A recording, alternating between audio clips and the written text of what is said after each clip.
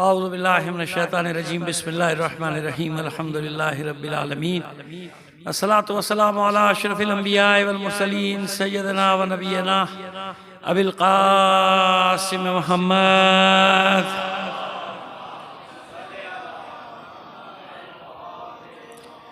وآلہ الطیبین الطاہرین المعصومین ولعنۃ اللہ علی اعدائہم مجمعین من الان الى قیام یوم الدین اما بعد فقد قال اللہ تعالی فی کتابہ المبین وہوا اصدق القائلین وقولہ الحق بسم اللہ الرحمن الرحیم وفضل اللہ المجاہدین علی القائدین اجرا عظیما. صلوات بھیجیے محمد علی محمد. ذرا سا آگے, ذرا سا بس ایک بار اور صلوات عنایت فرما دیجیے. وہ اختتام پہ میری کیفیت ایسی نہیں ہوتی تفصیلی دعائیں کرانے کی, خاص طور پہ مریضوں کے لیے. ہمارے علامہ علی قرار نقوی صاحب شدید علیل ہیں, ایک اور مومن باہر یہاں سے ذوالفقار صاحب پاکستان سے, انہوں نے بھی کہا ہے اپنے بھی تمام مریضوں کو شامل کر لیجیے جہاں کہیں بھی ہیں. بحق بیمار کربلا دعا کیجیے, ان سب کو صحت کاملہ واجل آتا. تمام مریضوں کی شفا یابی کے لیے بلند آواز سے ایک صلوات عنایت فرما دیجیے گا.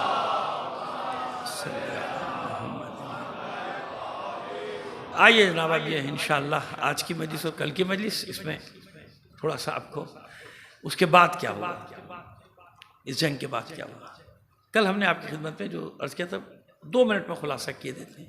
ایک تو ہم نے 2-3 ہستیوں کے نام لیے تھے جن کو حسین بن علی نے خود حکم دیا تھا کہ آپ جنگ کے میدان سے نکل جائیں, کیونکہ جانتے تھے کہ اب یہ سب شہید ہو جائیں گے. 100-125 تو ہیں ہم لوگ, ہزاروں کا لشکر ہے, شہید ہو جائیں گے. تحریک ختم نہ ہو جائے نا, مومنٹ نہ رک جائے. اب آج بتائیں گے مومنٹ کیسے آگے بڑھی. اس مومنٹ کو بچانے کے لیے آپ نے کیا کیا, 3 اپنے بھائیوں کو وہاں سے نکال دیا. عیسیٰ کو, ادریس کو, یحییٰ کو.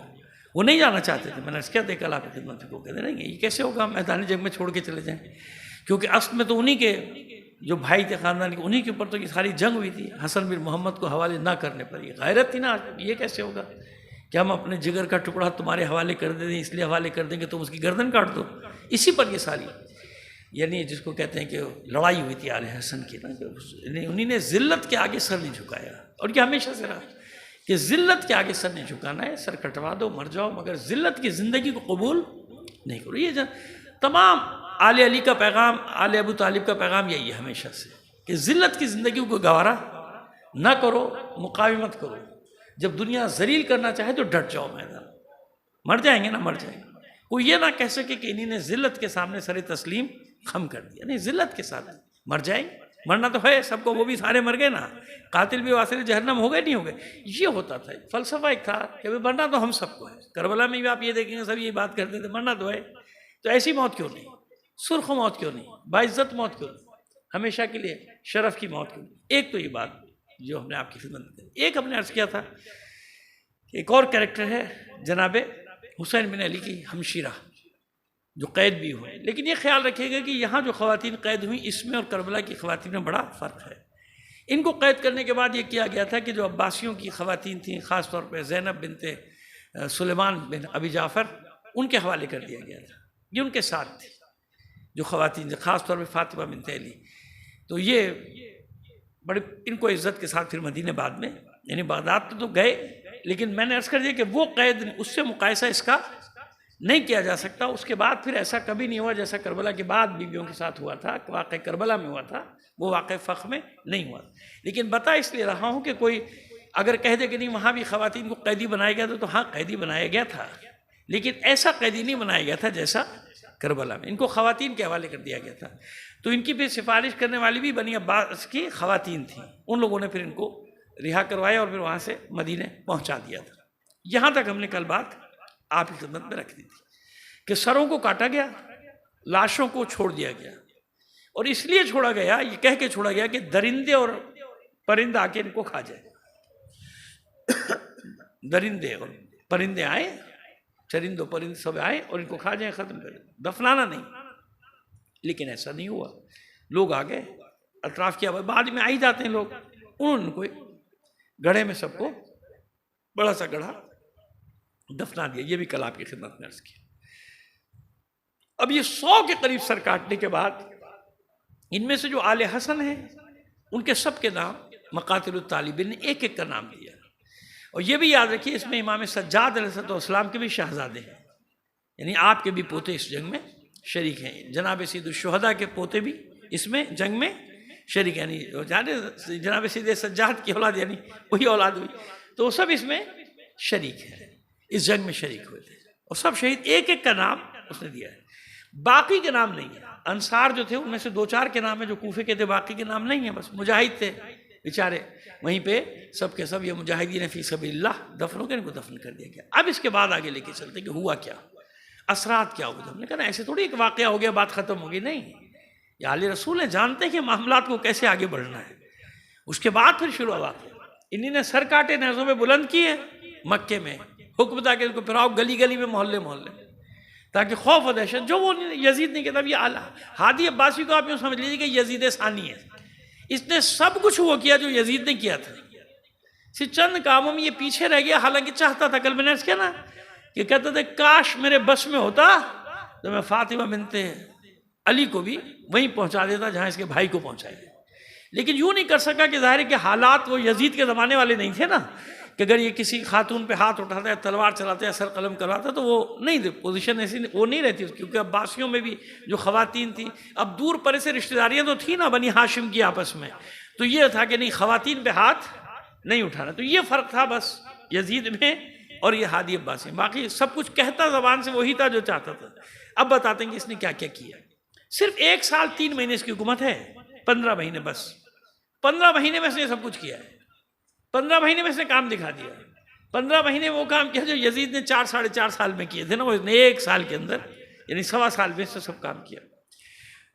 سروں کو گھمایا گیا نیزوں پہ. اس کے بعد حکم تھا کہ پہلے مدینے لے کر جاؤ. سرحائے شہداء کو لایا گیا مدینے. مدینے میں ظاہر ہے کیا ایک سکتہ تاریخ. بولے کون؟ عباس ابن محمد اور عیسیٰ ابن موسیٰ، یہ 2 سالار ساتھ بھیجے. ان کا یہ حکم تھا کہ آل حسن پہ یا آل ابو طالب پہ جتنا تشدد کر سکتے ہو کرو مدینے جا کے. تو اس نے پہنچ کے وہاں دربار دارالامارہ دوبارہ سجایا ان لوگوں نے، اور سروں کو پہلے گھماتے رہے مدینے میں. اب مدینے والے دیکھ رہے ہیں، مدینے والوں کو تو آپ کو پتہ ہے ہمیشہ سے جو کردار ہے. بہرحال کیا کیا جائے، 2-3 شہر ایسے ہیں کہ جو ہر جگہ ہی نظر آ جاتے ہیں. ہمیں تو ہر جگہ ہی نظر آ جاتے ہیں، آج بھی نظر آ رہے ہیں، جگہ جگہ نظر آ رہے ہیں ایسے شہر. ایک صلوات بھیجیے محمد آل محمد پر. ذرا سا زحمت کر لیجئے، ذرا سا زحمت کر لیجئے، تھوڑا سا آگے آ جائیے، جوان آگے آ جائیں تاکہ بعد والے جو آ رہے ہیں ان کو زحمت نہ. تھوڑا سا آگے آ جاؤ بیٹا، جوان اٹھ کے آ جاؤ. چلو اگر بزرگوں کو زحمت ہے کوئی بات نہیں، آپ جوان آ جائیے آگے. بلند آواز سے ایک صلوات بھیجتے ہوئے آگے آئیے محمد آل.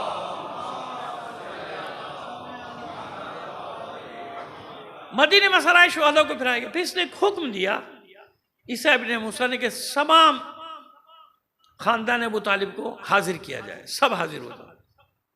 خوف اور دہشت تھا. چاہتا تھا کہ ایک روب اور وحشت کا ماحول ان کے اوپر ایجاد کر دے. اچھا کرنا تو تھا، مطلب گھر مسمار کر دیے آل حسن کے. جس نے قیام کیا تھا اس کے خلاف، یعنی حسین بن علی کا جس نے بھی ساتھ دیا تھا، اس کے گھر مسمار، گھروں کو توڑ دیا گیا. کھیتیاں باغ ان کے سب جلا دیے گئے، کھڑی فصلیں جلا دی گئیں. زمینوں کو، مال متا کو جو بھی تھا وہ سب مصادرہ کر لیا گیا. مصادرہ یعنی بحق سرکار ضبط کر لیا گیا، ہر چیز کو چھین لیا گیا جو اس میں شریک ہوا تھا ان کے ساتھ. اس کے بعد ارادہ یہ تھا، کیونکہ عباسی نے کہہ دیا تھا کہ جتنوں کو قتل کر سکتے. یہ اصل میں روئے زمین پہ نشان نہیں دیکھنا چاہتے تھے کسی اولاد علی میں سے کسی کا، کیونکہ ان کے دل میں ایک چور تھا نا ہمیشہ سے. وہ چور یہ تھا کہ ہم نے ان کے حق پر ڈاکہ مارا ہے اور ان کا نام لے کے ڈاکہ مارا ہے. یہ تو تاریخ ہے نا، ہر تاریخ نے یہ بات تو لکھی ہے نا کہ اہل بیت کے نام پہ اٹھے تھے، اہل بیت کے نام پہ لوگوں کو دھوکہ دیا، لوگوں نے ساتھ دیا دھوکے میں. آ کے آج بھی کوئی آپ کے سامنے نعرہ لگا دیتا ہے، آ کے آپ اس کا ساتھ دے دیتے ہو؟ دیتے نہیں دیتے.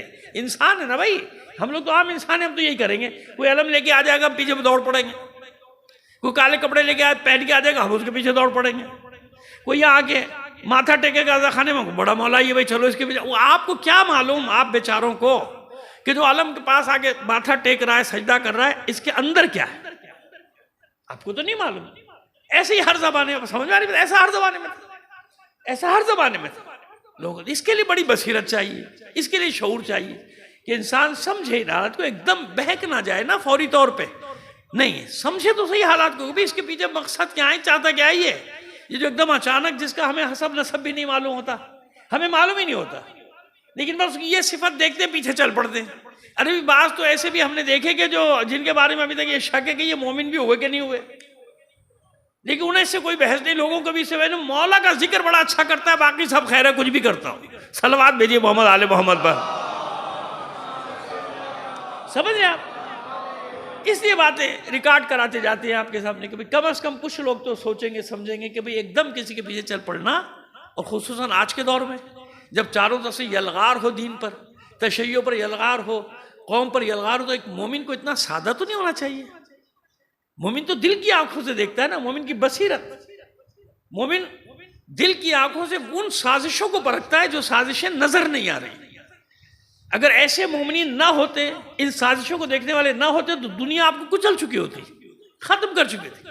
لیکن وہ جانتے ہیں اگر کوئی حادثہ ہو رہا ہے، کوئی سانحہ ہو رہا ہے کسی ملک میں، تو ایک دم خوش ہونے کی ضرورت نہیں، ایک دن صبر کر لیجئے نا، 2 دن صبر کر لیجئے، کیا فرق پڑ جاتا ہے؟ نہیں بریکنگ نیوز دینی ہے، 10 لاکھ ویور ملیں گے، 1 ملین ویور ملیں، چلا دو، بعد میں دو گے، تو بھئی سوچ لے، شاید کسی وقت کا استعمار نے انتخاب کیا ہو کہ اس وقت یہ حادثہ کیا جائے تاکہ کہیں جو معاملات طے ہونے کے قریب ہیں ان کو ڈیمیج کر دیا جائے۔ سمجھ رہے میرے اشارے کو؟ بھئی یہ بھی تو ہو سکتا ہے نا، کہ بھئی یہ بھی ہو سکتا ہے، ٹھیک ہے نہیں ہوگا ایسا، لیکن بھئی سوچنے میں کیا حرج، سوچنے میں کوئی حرج ہے؟ ایک دن رکنے میں کوئی حرج ہے؟ ایک دم مٹھائیاں بانٹنے کی کوئی ضرورت ہے؟ نہیں ضرورت ہے۔ بھئی صبر تو کر لینا، ممکن ہے جو سامراج اتنے عرصے سے کسی کی حفاظت کر رہا تھا، یہ اچانک کیا ہوا؟ تو ذرا جو دنیا کے معاملات پہ نظریں رکھتے ہیں وہ جانتے کہ کئی معاملات کچھ سیٹل ہونے جا رہے تھے، ان سیٹل ہونے والے معاملات کو ڈیمیج کر دیا جائے، ٹیررسٹ قرار دے کر، یہ سمجھ میں آ رہی ہے ہماری بات؟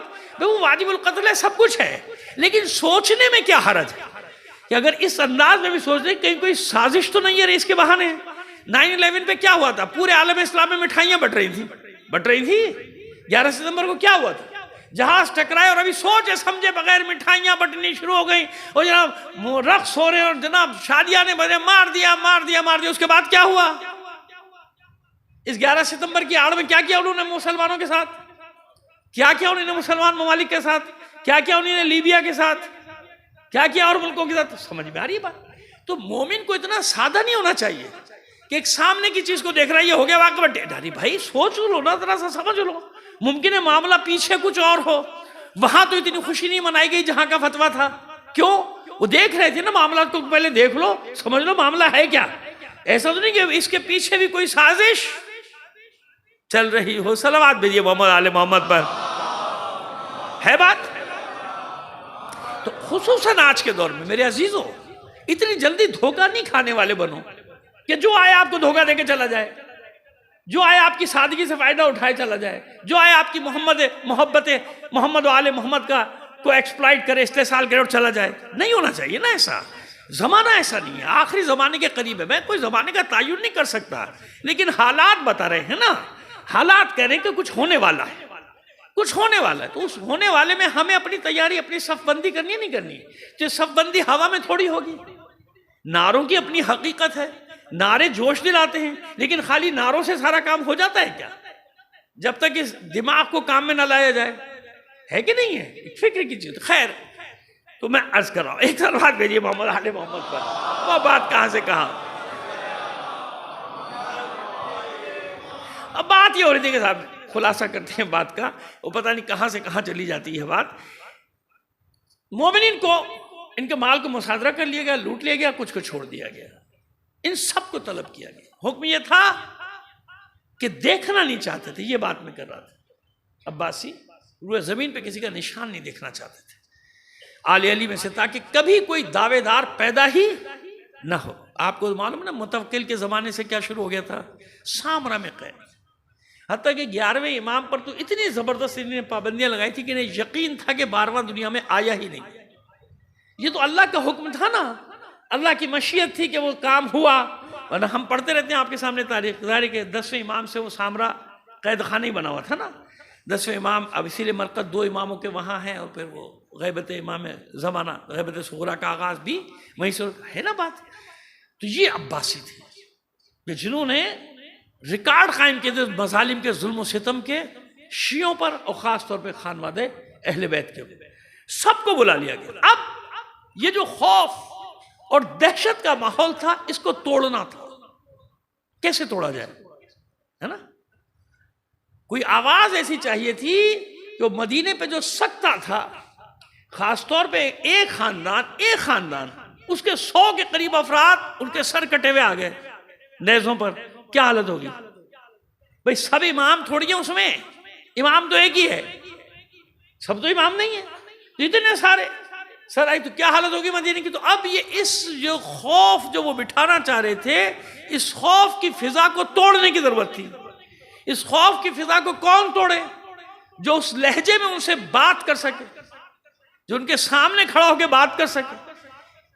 سمجھ میں آ رہی ہے ہماری بات؟ سب کو بلا لیا، تمام بنی حسن کو، بنی حسین کو، سب کو جمع کر لیا، سب جمع ہو جاؤ دارالامارہ میں، اور بھی مدینے والوں کو بلا لیا جیسے جلسے وہاں انہوں نے بڑائیاں شروع کی، خوف اور دہشت کی فضا کو۔ دیکھو ہم نے کیا کیا ان کے ساتھ، سر رکھے ہوئے نیزوں پہ سارے نے کیا، اور امام کو بھی بلایا، اور یہ ہادی نے حکم دیا تھا، ابھی آگے بھی بتا دیں گے، جو سازشیں کی تھی، جو بھی راستے میں رکاوٹ بنے سر قلم کر دینا اس کا، کیونکہ وہ چاہتا تھا کہ ان کو ختم کرے۔ میں بتاتا ہوں کیوں چاہتا تھا، ابھی ذرا سا آگے چلتے ہیں، لیکن پہلے یہ بات کر لیں، پھر اس کے بعد تھوڑا سا آگے بڑھیں گے تو ابھی بتا دیتے ہیں، آپ کو تاریخی حوالے سے بتا دیں گے، حوالے میں آپ کو 20-25 دے چکا ہوں۔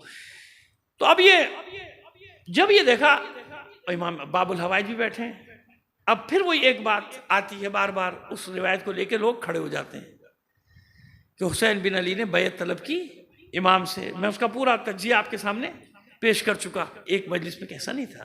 آپ ایک کے مقابلے میں تاریخ کا تسلسل تو دیکھیں کہ وہ کیا کہہ رہا ہے، اماموں کا رویہ کیا ہے ان کے ساتھ۔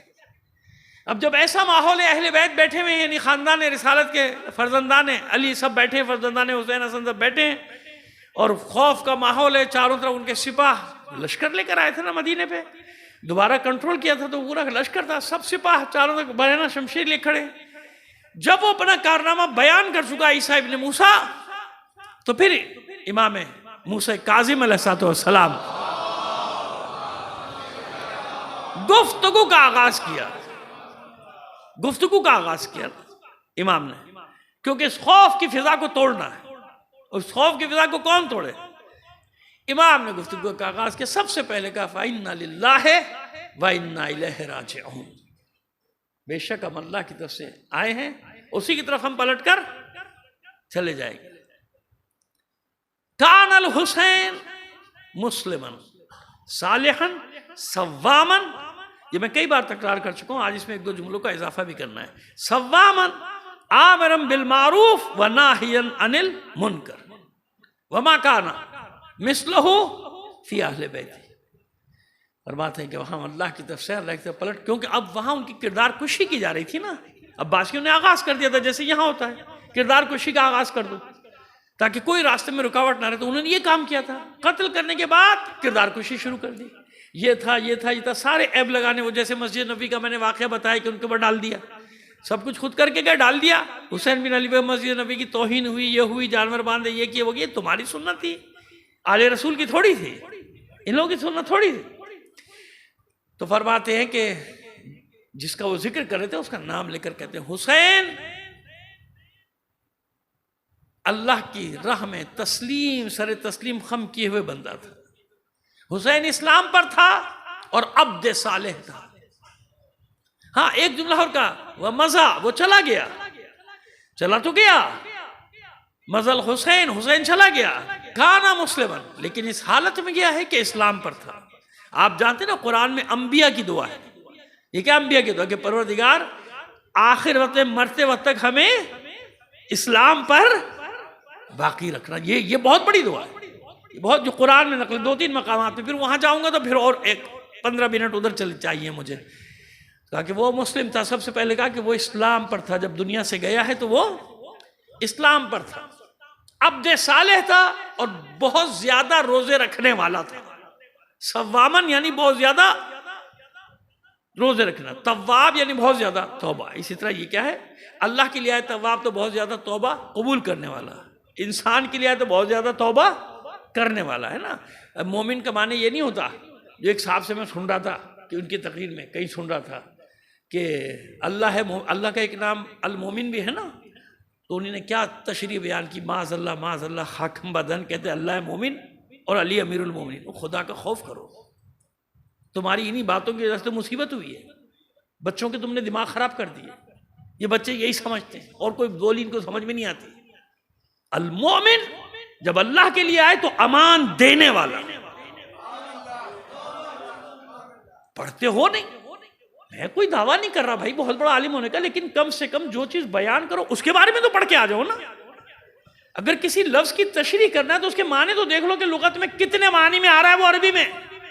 بس اس نے تو نعرے لگوانے اور اتنا بیان کرنا ہے، بھائی یہ بات بیان کرنی ہے کہ اللہ مومن علی امین. خدا کا خوف کرو. کیا بکواس کر رہے ہو، کس طرح کی باتیں کر رہے ہو. اور پھر یہ بھی ہے کہ کوئی ٹوکے بھی نہیں ہے، کوئی ٹوکے بھی نہیں. ٹوکے گا تو اس کے ساتھ پھر وہ ماشاءاللہ جو کرتے ہیں وہ کرتے ہیں، لیکن ہم تو ہماری تو عادت ہے. جب وہ ممبر پہ بیٹھ کے ایسی بات کرے گا تو ممبر پہ ٹوکا جائے گا نا. بعض لوگ کہتے ہیں ممبر پہ کیوں ٹوک دیتے، تو وہ کیا بکواس کر رہا ہے، کہاں بیٹھ کے کر رہا ہے. وہ ہزاروں لوگوں کے عقائد سے کھیل رہا ہے، ذہنوں سے حکومت کر رہا ہے، دین کا تباہی کی طرف لے کے جا رہا ہے. وہ ممبر پہ اس کو حق ہے، وہ پوری دنیا کے ہاتھوں میں ہتھیار دے دے تشیع کے خلاف کی، تو وہی کیا کر رہے ہیں، یہ کیا کہہ رہے ہیں. لیکن جواب اس کو بند کمرے میں دیا جائے. کہاں کی باتیں کرتے ہو، تاکہ یہ بات جائے دنیا کو معلوم تو ہو کہ ہمارا عقیدہ کیا ہے. بھائی ان سے ہمارا کیا واسطہ. یہ جمعہ 8 دن ہوئے ہماری صفوں میں گھس آئے ہیں سارے کے سارے. صلوات بھیجیے محمد آل محمد پر. آئیے سوامن بہت زیادہ روزے رکھنے والا تھا، امر بالمعروف نہی عن المنکر کرتا تھا.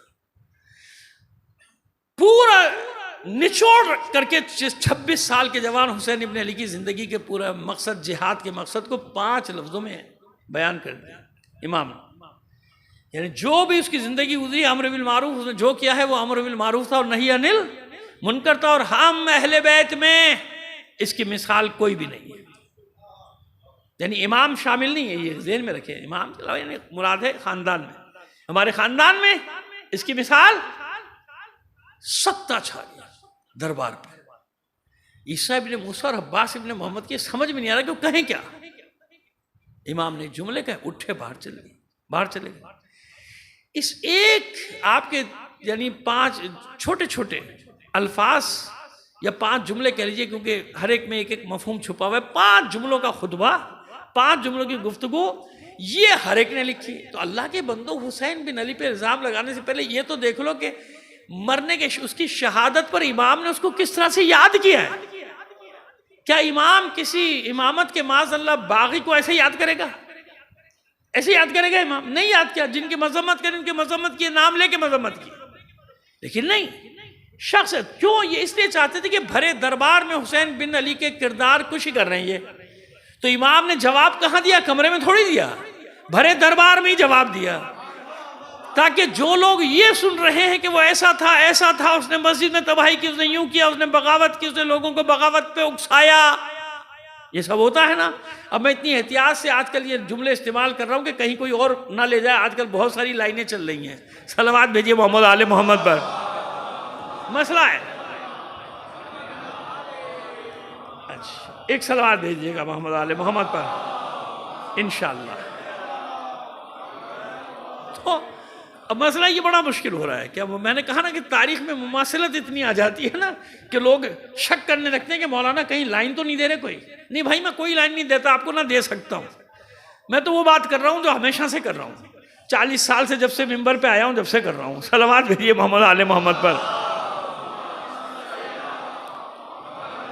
اگر کسی کی باتوں سے میری مماثلت پیدا ہو رہی ہے تو بھائی اس کو پوچھو جا کے وہ کب سے کر رہا ہے، کل سے کر رہا ہے کہ پرسوں سے کر رہا ہے. یہ بات ہے. ہم تو ہمیشہ سے کر رہے ہیں نا. ہم سامراج کے خلاف، استعمار کے خلاف، یزید کے خلاف ہم تو مورچہ لگائے بیٹھے. ہم نے تو جب سے ہوش سنبھالا ہم نے تو یہی سیکھا. ہم نے دیکھا کہ لوگ آتے رہے جاتے رہے اپنے مطلب کے لیے، ادھر آئے ادھر گئے. وہ ہم ان کی لائنوں پہ نہیں چلتے بھائی. ہمیں معلوم ہے ان کی لائن آج یہ کل بدل جائے گی. ہماری تو لائن ایک ہی ہے نا بھائی. ہمارا خط تو یہی ہے امام زمانہ کے ظہور تک، جب تک ہم زندہ ہیں جب تک ہمارا خط یہی ہے. اس لیے کہیں اگر الفاظ کی مفہوم کی مماثلت ہو جائے کسی سے تو آپ گمان میں نہ کیجیے گا کہ میں آپ کو کسی طرف ڈالنا چاہ رہا ہوں. نہیں. میں تو آپ کو تاریخ کا تسلسل بتا رہا ہوں کہ کردار کشی ہر زمانے میں ایک حربہ ہے بہت بڑا، کہ کردار کشی کر دی جائے، معاشرے میں اس کو خراب کر دیا جائے، جو معاشرے میں مجاہدین ہیں، جو انقلابی ہیں، ان کے کرداروں کو مسخ کر دیا جائے تاکہ لوگوں کے دلوں میں جو ان کی محبت ہے وہ ختم ہو جائے۔ اب اگر حسین بن علی کی کردار کشی وہاں ہو رہی تھی اور امام وہاں بھی خاموش رہتے تو لوگ کیا کہتے ہیں کہ وہ امام کے سامنے ہوا صحیح ہوا، امام خاموش رہے۔ یہ بھی تو ایک سنت ہے نا، سیرت رسول اور سنت رسول میں یہ بھی شامل ہے نا سنت معصوم میں، کہ امام کے سامنے کوئی فعل ہو امام خاموش رہے تو مطلب راضی، یہ بھی ٹھیک ہے۔ لہٰذا اب یہاں اگر امام خاموش رہتے بھرے مجمع میں پورا مدینہ جمع ہے تو ہمیشہ ہمیشہ کے لیے حسین بن علی کا کردار لوگوں کے لیے کیا ہوتا؟ ایک برے آدمی کا کردار ہو جاتا۔ لہٰذا اب امام نے یہاں کسی چیز کا خیال نہیں کیا، کھڑے ہوئے تاکہ پورا مجمع سن لے کہ میرا چچا زاد ایک مجاہد فی سبیل اللہ تھا، ایک عبد صالح تھا، اللہ کا نیک بندہ تھا، عبادت گزار تھا، عامر بالمعروف تھا، ناہی عن المنکر تھا۔ صلوات بھیجیے محمد آل محمد پر۔ امام چلے، اس سے دو کام ہوئے۔ ایک کام یہ ہوا کہ اہل بیت کا جو خانوادہ تھا جس کو وہ ڈرانا چاہتے تھے، ہر خاندان میں تو بہت بڑا ہے نا، سب اولاد علی، اولاد حسن، اولاد حسن سب جمع ہیں، اولاد جعفر تیار ہے۔ کیا ہوا؟ ان کا خوف، وحشت اور وہ جو آئسولیشن سی ہو رہی تھی وہ ختم ہو گئی مدینے میں۔ ان کو بھی ہو گیا کہ نہیں، ہم لاوارث نہیں ہیں، ہمارا کوئی وارث ہے کہ جب وقت آئے گا تو وہی ہمیں سنبھالتا ہے، یعنی ہمارا امام ہے اور وہ جانتا ہے کہ کب سنبھالنا ہے، کیسے سنبھالنا ہے۔ دوسرا کام یہ ہوا کہ ان کے ارمانوں پہ اوس پڑ گئی۔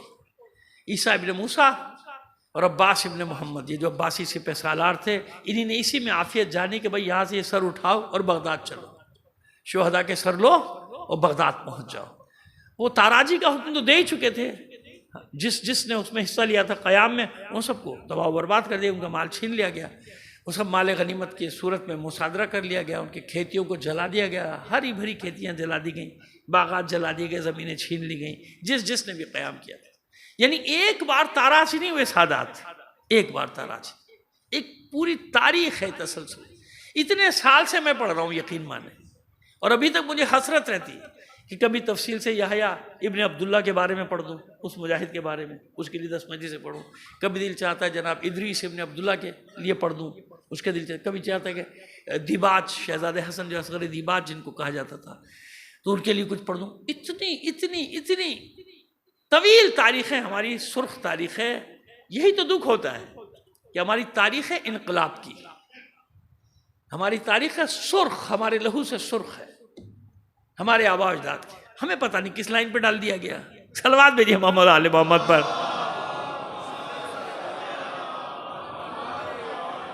اب یہ مدینے سے بغداد تک کا سفر طے ہوا، بغداد پہنچے۔ میں نے کل عرض کیا تھا کہ عیسیٰ ابن موسیٰ کو کچھ بھی نہیں ملا، بلکہ وہ پاگل ہو گیا، اس کا مال وال بھی چھین لیا گیا۔ یہ جتنے بھی سر لے کے جا رہے تھے یہ خوشی خوشی جا رہے تھے، ان کو پتا تھا یزید کے دربار میں جب سر گئے تھے اور ابن زیاد کے تو ڈبل انعام ملا تھا، ابن زیاد نے الگ دیا تھا، یزید نے الگ دیا تھا، اب یہ اسی خوشی میں چلے جا رہے ہیں، انعام ملے گا انعام ملے گا۔ وہ ہادی عباسی ایک بخیل انسان، وہ کہاں سے ان کو کچھ دیتا؟ جب اس کے سامنے سر لائے گئے تو الٹا غصے ہو گیا، یہ کیا کوئی اتنا بڑا طاغوت تھا، اتنا بڑا بادشاہ تھا جس کو تم اس طرح سے میرے سامنے لائے ہو؟ الٹا غصے ہو گیا، سب کو بھگا دیا، کسی کو ایک ٹکا بھی نہیں دیا۔ اور مزے کی بات یہ کہ عیسیٰ ابن موسیٰ کا جو حشر ہوا تھا مبارک ترکی کو بلایا، اس کو بجائے انعام دینے کے اس نے کہا تو مدینے سے بھاگا تھا، تو نے مدینے سے فرار اختیار کیا تھا، لہٰذا اس کا بھی سارا مال وال الٹا ضبط کر لیا، اور ضبط کرنے کے بعد اس کو بھیجا کوہستان کے علاقے میں جہاں کوئی جانا پسند نہیں کرتا تھا، جہاں بربریوں کو بھیجا جاتا تھا، وہاں اس کو بھیج دیا کہ جا تو وہاں پہ جا کے رہے، بغداد میں اپنی شکل نہ دکھا۔ تو جتنے بھی وہاں سے واپس آئے تھے سر لے کے شہداء کے، ان سب میں سے کسی ایک کو بھی ہادی عباسی نے ایک ٹکا بھی نہیں دیا۔ اور وہاں پہ اس کے جملہ ہے تاریخ میں امام موسیٰ کاظم علیہ السلام کے لیے صلوات بھیجیے محمد عالم۔ اس کی دو باتیں بتاتا ہوں جو میں نے آپ سے کہا نا کہ یزید سے کم نہیں تھا، یزید سے کم، دو باتیں بتاتا ہوں۔ ایک بات قسم کھا کے کہتا ہے، اب جب یہ قسم کھا کے کہہ رہا ہے تو آپ سوچتے ہیں واللہ ما خرج الحسین الا عن امر، حسین نے قیام نہیں کیا مگر اس کے حکم سے کیا، کس کے حکم سے؟ امام موسیٰ، ان کی بات ہوئی، ان کے اشارہ کرتے ہیں واللہ ما خرج الحسین الا عن امرہ، جب تک اس کا حکم نہیں ہوا اس نے قیام نہیں کیا، ولا تبع الا محبتہ، اور اس نے اتباع نہیں کیا مگر ان کی محبت کا اتباع کیا، یہ جو کچھ بھی کیا اس نے ان کی محبت میں کیا، ولا تبع الا محبتہ، کیوں؟ کہتے ہیں کہ اس لیے کہ اس پورے خاندان میں لأنہ صاحب الوصیت، لأنہ صاحب الوصیت فی ھذا البیت، کیونکہ وہی ایک شخص ہے جو صاحب وصیت یعنی وارث ہے رسول کا، یعنی امام ہے، میں جانتا کہتے ہیں مجھے معلوم ہے کہ میں صاحب وصیت وہی ہے، اس کی مرضی کے بغیر کوئی کام یہ نہیں کرتے، یعنی ہر امام وصیت کر کے جاتا تھا نا کہ میرا وارث کون، میرا وارث کون، یہ صاحب وصیت کا مطلب یہ ہے کہ چھٹے امام کا وارث جو ہے وہ یہ ہے، کیونکہ ان میں یہ صاحب وصیت ہے، اس کے حکم کے بغیر کچھ نہیں کرتا کوئی، قسم کھا کے کہتا ہے، پھر قسم کھاتا ہے قتل دی اللہ ان ابقیت علیہ، اللہ مجھے قتل کر ڈالے اگر میں اس موسیٰ ابن جعفر کو باقی چھوڑ دوں، لعنت اللہ علیہ یہ کہتا ہے، کون؟ ہادی عباسی لعنت اللہ علیہ، کہتا ہے اللہ مجھے قتل کر ڈالے، کیونکہ وہ کیا اس کے دماغ میں ایک ہی بات بیٹھی کہ جو کچھ بھی ہوا اس کے پیچھے کون ہے، دشمن یہ جانتا ہے، ہمارے یہاں پیدا ہو گئے ان کو سمجھ میں نہیں آ رہا، یہ تاریخ میں اس کا جملہ ہے بھائی، دشمن یہ کہہ رہا ہے کہ اس نے قیام نہیں کیا، مگر میں جانتا ہوں کہ باب الحوائج کی، میں کہہ رہا ہوں باب الحوائج، ظاہر بار بار میں نام تو نہیں لے سکتا جیسے اس ملعون نے نام لیا، میں تو ویسے نام نہیں لے سکتا، تو میں باب الحوائج کہہ رہا ہوں کہ باب الحوائج کی مرضی سے نہیں ہوا، جو کیا ان کی محبت میں کیا، کیونکہ میں جانتا ہوں کہ صاحب وصیت وہی ہے، یعنی ان سب کا سربراہ وہی ہے، اس گھر میں وہی سب سے بڑا، اس کی مرضی کے بغیر یہ کوئی کام کر نہیں سکتے تھے، منصوبہ بناتا ہے، قسم تو کھا لی نا کہ اگر میں چھوڑ دوں، قتل کا منصوبہ بنا لیا۔ اب یہاں سے ایک کریکٹر سامنے آتا ہے جو ہارون رشید کے زمانے تک آگے جائے گا، علی بن یقطین،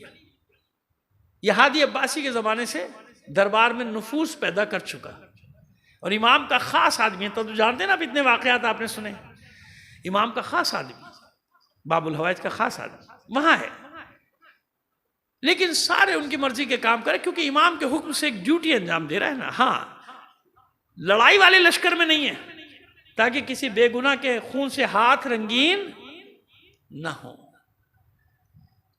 نوکری کر رہا ہے، پیسے لے رہا ہے دربار سے، وہ کیسے لے رہا ہے، وہ بھی تو ظالموں کی تنخواہ ہے نا، ظالموں سے تنخواہ لینا کہاں جائز ہے، لیکن نہیں، بعض مقامات جہاں نفس پہ اتنا کنٹرول ہوتا ہے کچھ لوگوں کو، انہیں اجازت ہوتی ہے، اگر یہ افراد ان درباروں میں، ان دستگاہوں میں نفوذ نہ کیے ہوئے ہوں تو پھر مومنین کا بڑا نقصان ہوتا ہے، حتیٰ کہ آپ کو حیرت ہوگی کہ صدام کے دور میں تشکیلات، آیت اللہ محسن حکیم طباطبائی کی بات کر رہا ہوں، سن 70 کی بات کر رہا ہوں، 70 سے 77-78 تک، خیر وہ عبد الکریم قاسم کا دور تھا، صدام کا دور تھوڑا سا بعد میں آیا، لیکن یہ سب ایک سے ایک بدتر تھے، وہ اس سے بدتر تھا، وہ اس سے بدتر تھا، دونوں ایک دوسرے سے بدتر، یہ جتنے بھی آتے رہے نا یہ سب ایک دوسرے سے بدتر آتے رہے، لیکن بتا رہا ہوں آپ کو کہ آغا محسن حکیم طباطبائی کہ ابھی نیٹ ورک اتنا مضبوط تھا کہ ہر جگہ افراد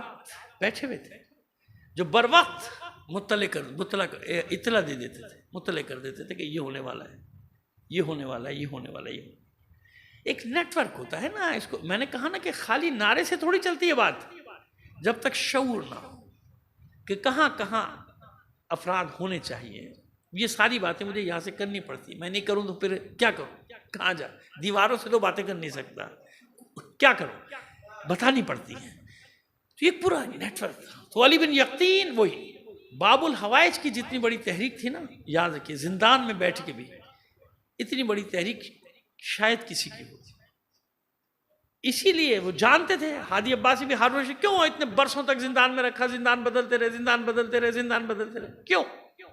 جانتا تھا نا، پکڑ نہیں سکتا تھا، امام کا بھی ایک اپنا نیٹ ورک، تو پکڑ نہیں سکتے تھے وہ، ظاہر امام کا نیٹ ورک بنایا ہوتا، ہر کام کیا امام نے معجزے سے کیا؟ آپ بتا دیجئے نبی نے کیا؟ جنگوں کی ضرورت ہی کہاں تھی؟ اگر حضور معجزہ دکھا دیتے ختم ہو گئی بات۔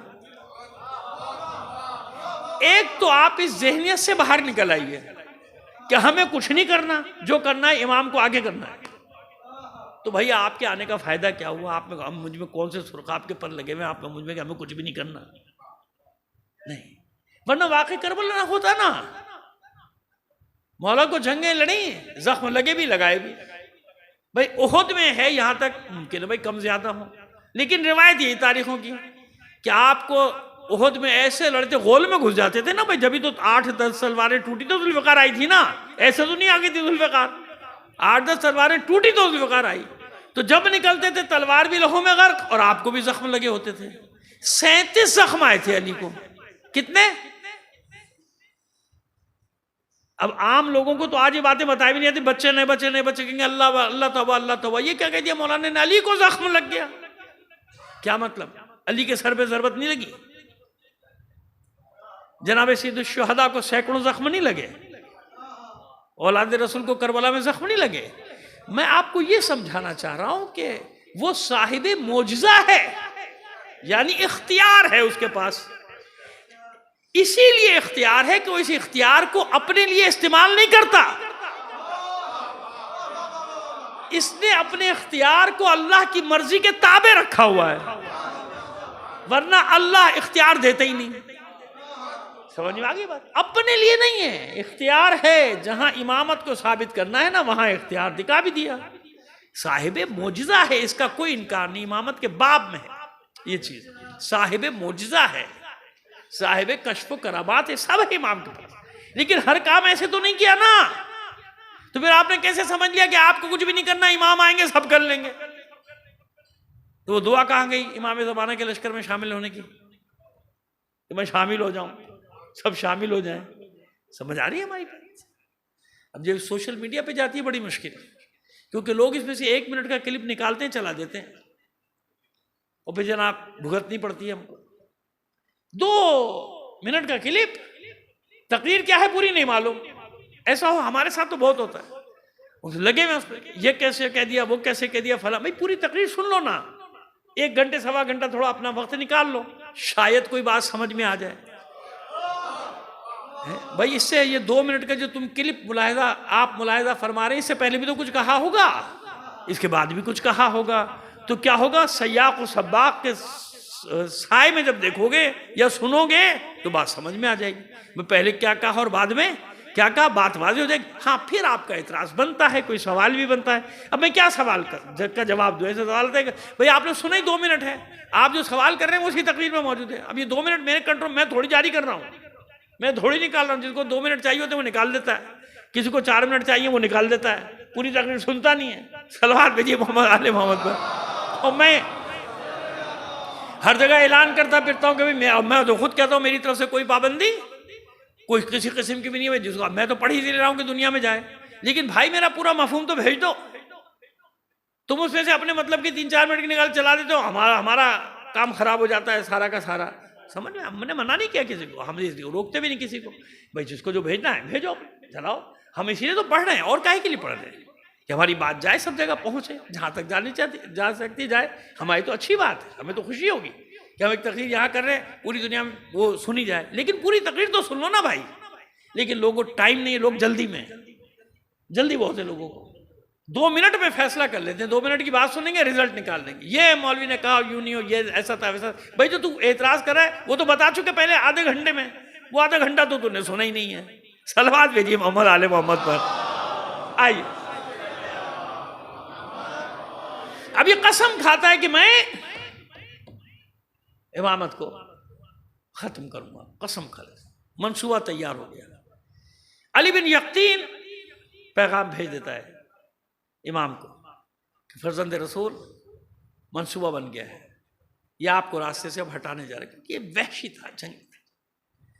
اب 2 روایتیں کہ تمام اہل بیت جمع ہو گئے امام کے گرد، پورا خان میٹنگ جس کو کہتے ہیں میٹنگ، اور اہل بیت کا اصرار ہے اس بات پہ کہ فرزند رسول آپ اس سے پہلے کہ وہ اپنے مقصد میں کامیاب، آپ یہاں سے نکل جائیں، دیلم کی طرف چلے جائیں، تبرستان کی طرف چلے جائیں، ابھی بتا دیں گے ان کی تھوڑی دیلم اور تبرستان کے بارے میں آپ کو. وہاں چلے جائیے، تبرستان چلے جائیے، رے کی طرف چلے جائیے، اور کہیں نکل جائیے کسی طرف. اس سے پہلے کا مقصد نہیں. امام سب کی باتیں سن رہے، جواب نہیں دے رہے. جب یہ ساری باتیں ہو چکی تو کہتے ہیں کہ امام نے ایک نفرین کی. اچھا وہ لکھی ہوئی ہے نفرین، اب پڑھنے کا وقت نہیں، میں ہے وہ پوری جو امام نے اس پر نفرین کی ہے نا، وہ نفرین ہے. بلکہ بعض کتابوں میں یوں کہہ کے بھی نقل کیا ہے واللہ عالم بالصواب، کہ آپ بھی کسی ایسے ہر ایک کے لیے نہیں بھائی، اسی لیے وہ دیتے بھی نہیں عام آدمی کو، کوئی ایسا دشمن جو واقعی یزیدی صفات رکھتا ہے اس کے لیے بھی پڑھ سکتے ہیں. واللہ عالم بالصواب. میں نہیں کہہ رہا ہوں، یہ سمجھ کے آپ، یہ میرا قول نہیں ہے کہ وہ آپ پڑھیں اور ایسا ہو جائے. میں نے پڑھا، کہیں کتابوں میں پڑھا ہے، لیکن وہ دعا موجود ہے جو آپ نے نفرین کی ہے نا، نفرین یعنی لعنت کی کہ پروردگار اس کے شر کو مجھ سے دور کر دے، اس کا ہاتھ مجھ تک پہنچنے نہ پائے. تفصیلی نفرین تفصیلی ہے کافی، تقریباً کاپی کا ایک صفحہ سمجھ لیجیے آپ، اتنی بڑی نفرین ہے وہ. تو امام نے نفرین کی، 2 رکعت نماز پڑھی. نماز پڑھنے کے بعد کچھ دیر کا مراقبہ نے خاص کیفیت جو ہوتی ہے نا جسے ہم کہتے ہیں کہ نیم غنودگی، اس میں چلے. ختم ہو گئی نماز تو پھر اہل بیت نے کہا کہ فرزند رسول ہماری ہوئی، تو آپ مسکرائے، کہا کہ یہ بادشاہ اپنے آپ کو اللہ سے بڑھ زیادہ طاقتور سمجھتے ہیں، یہ اپنے آپ کو اللہ پر غالب سمجھتے ہیں، انہیں نہیں معلوم کہ اللہ سب پر غالب ہے. تم اطمینان رکھو، اس کا شر مجھ تک پہنچ نہیں پائے گا، اور بغداد سے جو پہلی خبر آئے گی ابھی وہ اس کے مرنے کی خبر آئے گی. صلوات بھیجیے محمد علیہ محمد پر. بغداد سے جو پہلی خبر آئے گی، پہلی خبر اس کے مرنے کی خبر آئے گی. ہمارے یہاں یہی واقعہ ہے، ہادی عباسی کی موت کا یہی واقعہ یاد رکھیے گا. معصومین نفرین کی، اور آپ جانتے ہیں کہ نفرین، معصومین کی نفرین آپ کو ملے گی نہیں کرتے یہ اتنے، یعنی وہ رحمت للعالمین کا خانوادہ ہے نا، نہیں کی نفرین لوگوں پر. لیکن جب حد سے تجاوز کوئی کر جاتا تھا، یعنی اپنے آپ کو خدا سمجھنے لگتا تھا، فرعون کی منزل میں ہو جاتا، پھر نفرین کرتا تھا باس. اس نفرین کے بعد پھر ان کا بچنا مشکل تھا. اور مرا بھی کیسی عبرتناک موت کے سگی ماں نے مروایا. اس کی عمر بھی اتنی تھی، 24-25 سال سے زیادہ کا نہیں تھا. خیزرہ، کیونکہ میں پہلی مجلسوں میں عرض کر چکا نا کہ اس نے خیزرہ کو بے دخل کر دیا تھا، حالانکہ اس نے اس کو بادشاہ بنایا، لیکن اس کی بھی فکر یہ تھی کہ اب جب یہ میرے ہاتھ کا پلا ہوا جب بادشاہ بنے گا تو حکومت تو میں کروں گی. اسے تو خود اقتدار کا نشہ تھا نا ملکہ خیزرہ کو، کہ میں حکومت کروں گی. وہ جناب مہدی کی بیوی تھی، اس نے کہا میں حکومت کو، مہدی پر حکومت کرتی تھی. انہوں نے کہا وہ اپنے شوہر پہ حکومت کرتی تو بیٹا ہے، وہ شوہر تھا. شوہر اور بیٹے میں کچھ تو فرق ہوتا ہے نا بھائی. شوہر ہوتا ہے، بیٹا ہوتا ہے. شوہر تو بیچارہ بیٹھ جاتا ہوگا قدم میں، بیٹا کہاں سے بیٹھے گا. صلوات بھیجیے محمد آل محمد. خیر جناب، تو وہ تو اس کا باہر کتنی بڑا بادشاہ ہو، گھر میں تو اس کا نوکر تھا وہ، لیکن بیٹا اس کو مطلق العنان، وہ اس کا اپنی ایک دنیا تھی. تو ہارون اس کا بھائی تھا نا، تو اس کی ماں نے فیصلہ کیا کہ اس کو مارو. ہارون کا یہ ہے اقتدار، ماں نے بیٹے کو مروا دی، سگے بیٹے. ایسا ہوتا ہے ایسا ہوتا ہے، ہوا، تاریخ بری بھی. نہرو کی جس کا محاورہ مشہور ہے، زبانوں پہ لوگ کہتے ہیں جب بھی ہوتا ہے کوئی، وہ محاورے کو اخبارات میں وہ بیانات میں دیتا نا کہ روم جل رہا تھا اور نیرو چین کی بانسری بجا رہا تھا. یہی بھی ایک تاریخ ہے، یہ بھی ماں بیٹے کی داستان ہے، بڑی کہانی تھا. دنیا کے 8 خبیث انسانوں میں پہلا نام اسی کا آتا ہے، نیرو کا. خیر کبھی بتایا تھا، یہاں یاد آ گیا مجھے، چھوڑیے اس کو، کہاں کس بحث میں پڑ گئے. تو وہاں چلے گئے. امام نے کہا کہ یہ، اب لوگوں نے پوچھا کہ فرزند رسول یہ کیسی بشارت کا کہہ رہا ہوں میں تم سے. جب میں نماز پڑھ چکا تھا اور کچھ دیر کے لیے اس کیفیت میں گیا تھا تو اللہ کا رسول میرا جد میرے پاس آیا تھا. صلوات.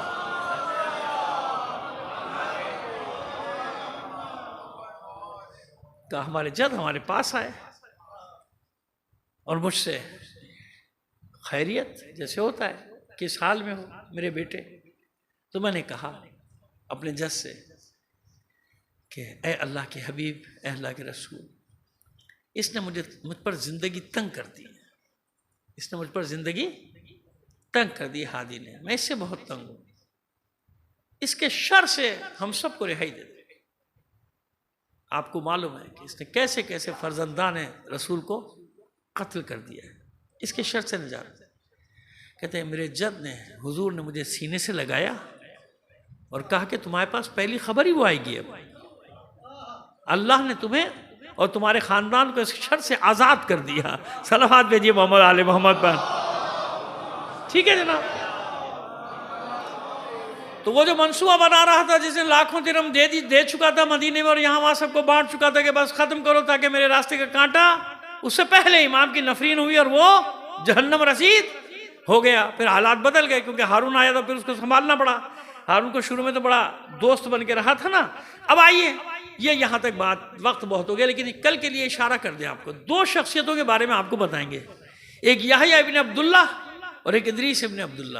یحییٰ ابن عبداللہ دیلم، یہ وہ دو شخصیتیں اولاد حسن میں جو سانح فق میں، فاج فق میں تھے، اور وہاں حسین ابن علی کے حکم سے انہوں نے میدان چھوڑا تھا، اور ان دونوں نے تاریخ پہ گہرے نقش چھوڑے۔ آج تک کوئی تاریخ ان کے ذکر کے بغیر مکمل نہیں۔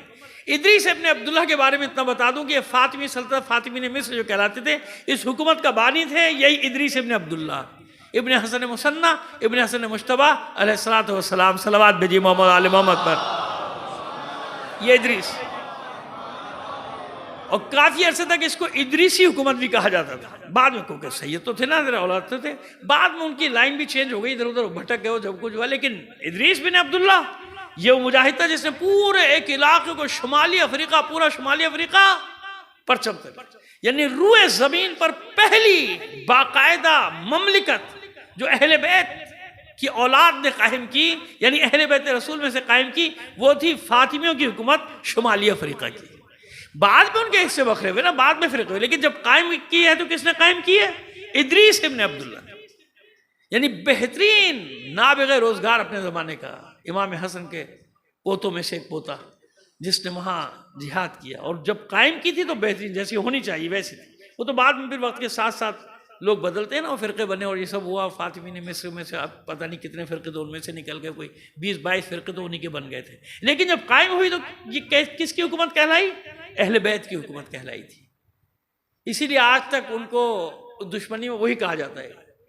حالانکہ فاطمین مصر بالکل بعد میں چینج ہو گئے تھے، انہوں نے بعد میں شیعوں کو بھی قتل عام کیا ہے، شیعوں کو بھی مارا ہے۔ اقتدار تھا نا اس کی، لیکن کل بتائیں گے تھوڑا سا، اب وقت جو ہے وہ ختم ہو گیا، کل بتائیں، کیونکہ مسئلہ یہ ہے کہ جوانوں کا ذکر ہو رہا ہے۔ جتنے بھی شہداء کا میں نے ذکر کیا ہے نا، یہ جوان شہداء کا ذکر کیا، 24, 25, 23 یہ سال اس طرح کے تھے۔ اولاد حسن میں اکثریت جو جہاد پہ گئی تھی وہ جوانوں کی تھی۔ جناب سید سجاد کے جو پوتے تھے وہ بھی جوان تھے، جوان، سب جوان تھے۔ دیکھیے آج ہم واقع کربلا کے 1400 سال کے بعد عزاداری کرتے ہیں نا، اور کتنی عزاداری کرتے ہیں، ہر سال وہی مصائب ہیں، وہی واقعات۔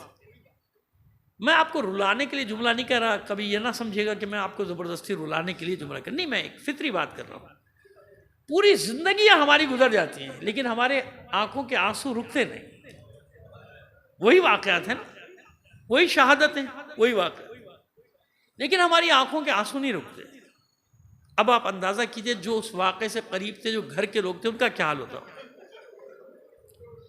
کربلا کبھی کوئی بھلا نہیں سکا اہل بیت میں سے کسی، اس لیے ہر امام نے تاکید کی کہ عزاداری، میرے جد کی عزاداری سے غافل نہ ہونا، میرے جد کی عزاداری کو قائم رکھنا۔ بعض لوگوں کو ہماری یہ باتیں سمجھ میں نہیں آتی ہیں، پتہ نہیں کائی یہ اعتراض اٹھا کے لے آتے ہیں۔ کم از کم اس معاملے میں تو تھوڑا سا احتیاط کیا کرو زبانیں کھولتے ہوئے۔ عزائے حسین کے بارے میں اگر ہم کسی مرجع کا کوئی واقعہ پڑھ دیتے ہیں تو بڑے بڑے بقرات پیدا ہو جاتے ہیں، یا آپ کہانیاں قصے سنا دیتے ہیں ممبر پہ بیٹھ کے، یہ کہانیاں قصے ہیں۔ قرآن مجید کیا ہے؟ کیا ہے؟ قصص نہیں ہے۔ قصص کا ترجمہ کیا ہے؟ کہانی قصے ہے نا، اور اس میں بھی احسن القصص کا کیا ہے؟ جناب یوسف کی داستان۔ تو قرآن مجید میں کیا ہے داستان؟ قرآن مجید میں داستان، یہ قصے، یہ کہانیاں کیوں نقل کی گئی؟ دین بنانے کے لیے، مٹانے کے لیے نہیں. اگر وہ صاحبان کشف و کرامات کا میں کوئی واقعہ پڑھ دیتا ہوں یہاں تو تمہیں آگ کیوں لگ جاتی ہے؟ کیوں آگ لگ جاتی ہے بھائی بعض لوگوں کو کہ کہانیاں سنا رہے ہیں ممبر سے بیٹھ کے؟ وہی والی بات کہ 2 منٹ کی تو نے وہ کہانی سنی، 1 گھنٹے کی تقریر نہیں سنی کہ اس 1 گھنٹے میں کیا کہا ہے مولوی نے. نہیں سمجھ پوری تاریخ تو پڑھو. کسی بھی دور میں آل رسول نے جس کام پہ سب سے زیادہ تاکید کی ہر دور میں وہ ہے عزاداری. مکتب امام صادق کا نمک کھانے والوں کو تو زیادہ پت معلوم ہونا چاہیے کہ امام کا درس جب اختتام کو پہنچتا تھا خاص طور پہ ایام عزا میں تو فرش عزا بچھتا تھا. امام کسی بھی اچھے پڑھنے والے کو بلاتے تھے. آپ روضہ خان کہہ لیجئے، اس زمانے کے شاعر کہہ لیجئے جنہیں واقعات کربلا بتا دیے جاتے تھے، واقعات کربلا بیان ہوتے تھے. کم از کم اس نظر سے دیکھ لیا کیجئے، آپ کم از کم ایسے دیکھ لیا کیجئے کیسا بھی ہو. کیوں؟ بات یہ ہے کہ جو زخم واقع کربلا چھوڑ گیا آل رسول کے دل پر، وہ زخم آج تک 2 ہستیاں لیے ہر مجلس میں پھر رہی ہیں. ہاں بھائی اس پر بھی اعتراض کر دیں گے، اب میں کیا کروں، کرتے رہو. ہم تو جو بات جس پر ہمیں کامل یقین ہے وہی بات کرتے ہیں. ہمارا تو یہ یقین ہے کہ جہاں بھی خلوص سے فرش عزا بچھا دیا جائے کم از کم 2 ہستیاں ضرور آ جاتی. ایک فاطمہ زہرا حسین کی ماں، ایک حسین کا بیٹا ہمارے زمانے کا امام. ہم یقین کے ساتھ یہ بات کریں، یقین کے ساتھ، پورے یقین کے ساتھ. ہمیں ذرا برا اس میں شبہ کیوں؟ یہ وہ ماں ہے جو کربلا میں ہر شہید کے سراہنے آئی ہے. اور اگر شہید ہونے والا اس کی آل میں، اس کی اولاد میں ہو تو اس میں کوئی شک نہیں کہ اس کا سر اپنے زانوں پہ رکھا ہو. انصاف سے بتائیے، جب حسین سے علی اکبر کے کلیجے کی برچھی نہیں نکالی جا رہی. چند جملے، تفصیلی شہادت نہیں پڑھ سکتا، ہمت بھی نہیں ہے، چند جملے بس آپ کی خدمت میں پیش کرنا چاہتا ہوں. جانتے نا علی اکبر کیسا بیٹا ہے حسین کا؟ یہ حسین کا ایسا بیٹا ہے کہ جب یہ شہداء کے سر کوفے کے بازار میں لائے گئے تھے، ٹھٹ کے ٹھٹ لگے تھے، تماشا دیکھ رہے تھے. ایک موڑ پہ خواتین کا ہجوم تھا، کوفے کی عورتوں کا ہجوم تھا. جب یہ سر پہنچے تو جب علی اکبر کے سر پہ نگاہ پڑی تو وہ خواتین کوفے کی بیویاں سر پیٹتی تھی، منہ پیٹتی تھی، چلا چلا کر کہتی تھی کاش اس سے پہلے اس کی ماں دنیا سے اٹھ گئی.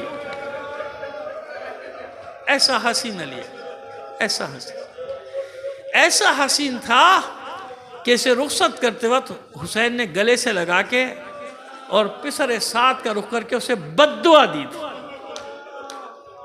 جیسے تو نے میرا گھر اجاڑا اللہ تیری نسل کو بھی منقطع کر. کتنی بڑی بات ہے حسین کا نفرین کرنا کربلا کے میدان میں. کب؟ جب علی اکبر جا رہے تھے میدان میں. وہ کیسے جا رہے تھے کہ علی اکبر نے جب مڑ کر دیکھا تھا میدان میں جاتے ہوئے تو دیکھا تھا کہ حسین دونوں ہاتھوں سے کمر تھامے آ رہے تھے. اتنا آسان نہ سمجھے گا علی اکبر کی رخصت کو. اور اس وعدے پر کہ بیٹا اچھا جاؤ لیکن مڑ مڑ کر دیکھتے جاؤ.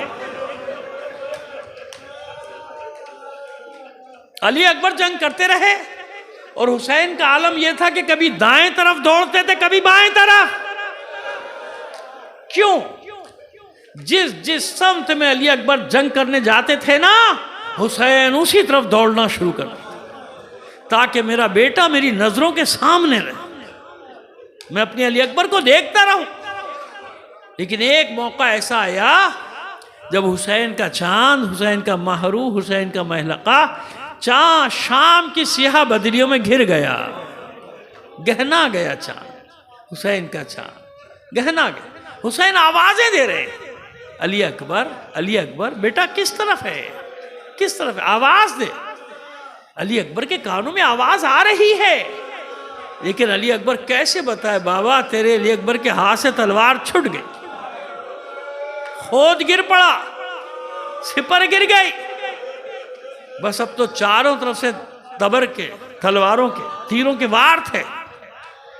علی اکبر زخموں سے نڈھال ہو کر گھوڑے کی پشت پر یعنی گردن پہ گر پڑے، اپنے دونوں بازو گھوڑے کے گلے میں ڈال دیے، باہیں ڈال دی، ابھی گرے نہیں گھوڑے سے۔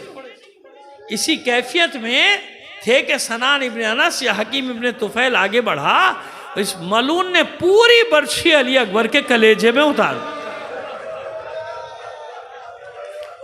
جب اپنی برچھی کو واپس کھینچنا چاہا تو جوان کی پسلیاں، ان میں برچھی کا پھل ٹوٹ کے رہ گیا۔ بس اس برچھی کا لگنا تھا، علی اکبر سے گھوڑے پہ رہا نہ گیا۔ آواز دیا بتاہو علیک منی السلام، بابا آخری سلام، علی اکبر کا آخری سلام۔ بس حسین کی دنیا تاریک ہو گئی، تاریک۔ چلا کر آواز دیا بنی علی الدنیا بعدک العفا، اے میرے لال تیرے بعد زندگانی پر خاک ہو۔ ختم ہو گئی دنیا، تاریک ہو گئی دنیا۔ غش کھا کے گر پڑے جلتی رہتی، سنبھالا اپنے آپ کو، اٹھے، 2-4 قدم چلے تھے پھر گر پڑے۔ جب حسین سے چلا نہ گیا تو حسین نے اپنے آپ کو ریت پہ گھسیٹنا شروع کیا، اپنے وجود۔ آواز دیتے جاتے ہیں بیٹا بیٹا آواز دے، بیٹا کس طرف گرا ہے، کچھ تو بول، مجھے راستہ سجھائی نہیں دیتا میرے لال۔ لیکن نہ جانے کیسے ٹھوکریں کھاتے ہوئے حسین علی اکبر کے سرانے آئے، سر اٹھا کے زانوں پہ رکھا، دیکھا ابھی رمق جاں باقی ہے۔ اپنا رخسار علی اکبر کے رخساروں پہ رکھا، آنکھیں کھول علی اکبر، آنکھیں کھول، دیکھ بابا آیا ہے۔ علی اکبر نے آنکھیں کھولی، سلام کیا بابا۔ حسین نے جواب دیا اور پھر پوچھتے بیٹا کس حال میں ہے؟ علی اکبر کہتے ہیں بابا نیزے کی انی ٹوٹ کے کلیجے میں رہ گئی، بہت اذیت، بہت تکلیف۔ اچھا میرے لال، اب یہ جناب علی اکبر کے مقتل کے باب میں روایت وہی ہے، لیکن جہاں جہاں الفاظ کی اجازت ہے وہاں میں بین کے اور نوحے کے لفظ استعمال کرتا ہوں بس۔ اچھا میرے لال، یہ امتحان بھی لے گا حسین، یہ امتحان بھی دے گا۔ علی اکبر کو جلتی ریت پر لٹا دیا، دونوں گھٹنے زمین پر، ایک ہاتھ علی اکبر کے سینے پر، دوسرا کلیجے میں برچھی کا پل کھینچنے کے لیے۔ بس یہ وہ موقع ہے، مجھے یقین ہے کہ نانا بھی آ گیا، بابا بھی آ گیا، بھائی بھی آ گیا، ارے ماں تو مدینے سے ساتھ ساتھ آ رہے، ان میں سے ایک ایک حوصلہ دیتا ہوگا حسین اس منزل سے بھی گزر جا، حسین یہ امتحان بھی دے دے۔ کوئی بعید نہیں کہ حسین نے بابا کو دیکھ کر کہا بابا خیبر کا در اکھاڑا تھا، اب بتاؤ خیبر کا در اکھاڑنا مشکل ہے یا علی اکبر کے کلیجے سے برچھی کا پھل کھینچنا مشکل؟ اللہ اکبر کہا، برچھی کا پھل کھینچا، کلیجہ برچھی کے پھل کے ساتھ نکل آئے، ادھر کلیجہ نکلا، علی اکبر کا دم نکل گیا، ساری طاقت جمع کی حسین نے، علی اکبر کے لاشے کو اٹھا لیا، اٹھا تو لیا مگر چلا نہ گیا، چلا نہ گیا، لاشا پھر زمین پہ رکھا، گنج شہیدہ کا رخ کر کے آواز دی میرے شیروں مجھ سے علی اکبر کا لاشا نہیں اٹھتا، کیا معلوم شہداء کے لاشیں تڑپ اٹھتے ہوں، مولا پھر زندگی دلوا دے، پھر تجھ پہ قربان کر دیں گے۔ خیموں کا رخ کر کے آواز دی اطفال بنے ہاشم آؤ، مجھ سے علی اکبر کا لاشا نہیں اٹھتا۔ خیموں کے پردے اٹھنا شروع ہوئے، چھوٹے چھوٹے بچے دوڑے۔ اس کے بعد کیا کیا حسین نے؟ اپنے دونوں بازو علی اکبر کے بازو میں ڈالے، سینے سے سینہ ملایا اور گھسیٹتے ہوئے، اس طرح گھسیٹتے ہوئے لے کے چلے کہ علی اکبر کے دونوں پیر زمین پر گھسٹ رہے تھے۔ یہ جو آخری حصہ، یہ جو جملے پڑھے ہیں نا، یہ حوالہ دینا بہت ضروری ہے۔ الدمعۃ الثاقبہ، مصائب کی معتبر کتابوں میں سے ایک، اس کی دوسری جلد میں یہ حوالہ دینا بڑا ضروری تھا، ورنہ بعض لوگوں کو اس پہ اعتراض ہوتا ہے کہ یہ آپ نے کہاں سے پڑھا؟ سنو، حسین ایسے لاشا لے کر چلے تھے، سینے سے سینہ یعنی گلے سے کلیجے سے لگا کے گھسیٹتے ہوئے کہ علی اکبر کے دونوں پیر ریت پر گھسٹتے چلے جاتے تھے۔ بچے پہنچے، بچوں کی مدد سے لاشا خیمہ گاہ میں پہنچا، بیویوں نے حلقے میں لیا، ماتم شروع کیا۔ زینب نے چاروں طرف نگاہیں دوڑائیں، علی اکبر کی ماں ام لیلہ نظر نہ آئی۔ فضہ، علی اکبر کی ماں کو تو بلا کر لا۔ فضہ آئی، جناب ام لیلہ کے خیمے میں عجیب منظر دیکھا تھا۔ جناب ام لیلہ کبھی خیمے کے ستون سے ٹکراتی ہے، کبھی اس ستون سے ٹکراتی ہے، آواز دیتی جاتی تھی، لوگوں مجھے خیمے کا دروازہ نظر نہیں آتا، ارے مجھے راستہ بتاؤ، مجھے اپنے علی اکبر کے لاش۔